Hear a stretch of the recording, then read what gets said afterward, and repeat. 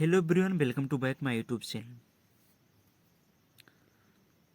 Student, आज हम आपको ऐसे क्वेश्चन से रूबरू करवाऊंगा जो क्वेश्चन आपके बोर्ड एग्जाम में बहुत ही बार पूछा गया है और बहुत ही इम्पोर्टेंट है आपके बोर्ड एग्जाम 2024 के लिए। तो ये क्वेश्चन आपके विज्ञान सब्जेक्ट के धातु एवं आधातु चैप्टर से मैं इम्पोर्टेंट टिक किया हूँ। अर्थात ये क्वेश्चन आपके बोर्ड एग्जाम में बहुत ही इंपॉर्टेंट होने वाला है। तो इस क्वेश्चन को देख लेते हैं किस प्रकार से क्वेश्चन पूछेगा, क्योंकि ये क्वेश्चन हर साल बदल बदल कर पूछता है, बस उस क्वेश्चन को घुमा फिरा देता है। अर्थात स्टूडेंट का ध्यान भटकाने के लिए उनको दिमाग पर थोड़ा इधर उधर करके पूछता है क्वेश्चन कि उनसे वो होपलेस हो जाए। तो देखते हैं क्वेश्चन किस प्रकार से पूछेगा आपके बोर्ड एग्जाम में। चलिए एक क्वेश्चन को समझते हैं। जैसे अयस्क व खनिज को परिभाषित कीजिए। अयस्क तथा खनिज में क्या अंतर है। तो इस प्रकार से क्वेश्चन पूछा गया था आपके बोर्ड एग्जाम में 2018 में, और 2016 में पूछा गया था कि अयस्क व खनिज को स्पष्ट कीजिए। अर्थात अयस्क किसे कहते हैं और खनिज किसे कहते हैं, इसको स्पष्ट कीजिए। ये पूछा था आपके 2016 में। और फिर 2019 में किस प्रकार से पूछा था उसको देख लेते हैं। तो उदाहरण देते हुए खनिज तथा अयस्क को स्पष्ट कीजिए। तो ऐसा पूछा गया था आपके बोर्ड एग्जाम में 2019 में।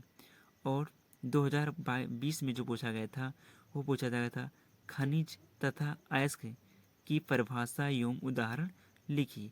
ये पूछा गया था आपके बोर्ड एग्जाम में सन 2020 में। आप देख लेते हैं 22 में किस प्रकार से पूछा गया था।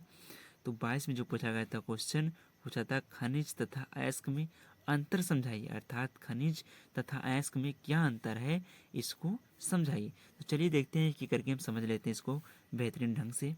तो सबसे पहले देखेंगे कि खनिज किसे कहते हैं। तो खनिज को अंग्रेजी में कहते हैं मिनरल्स। अर्थात प्रकृति में पृथ्वी के अंदर धातुएं तथा उसके यौगिक जिस रूप में पाए जाते हैं उनको खनिज कहते हैं, जैसे लोहा, कोयला आदि।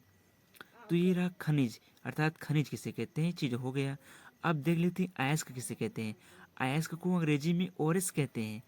अर्थात जिस खनिज से किसी धातु को प्रचुर मात्रा में कम व्यय अर्थात कम खर्चे पर आसानी से प्राप्त किया जा सके, उस खनिज को उस विशिष्ट धातु का अयस्क कहते हैं, जैसे एल्यूमिनियस बॉक्साइट।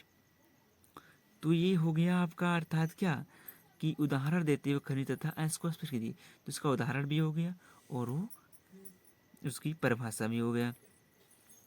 अब देखते हैं खनिज तथा अयस्क में अंतर क्या है। तो सभी अयस्क जो हैं वो खनिज हो सकते हैं, परंतु सभी खनिज अयस्क नहीं हो सकते हैं।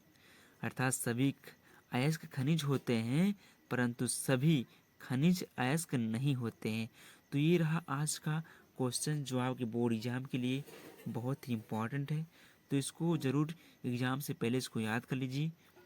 तो आज के लिए इतना ही स्टूडेंट, मिलते हैं नेक्स्ट वीडियो में। तब तक के लिए पढ़ते रहिए, मस्त रहिए। जय हिंद, जय भारत।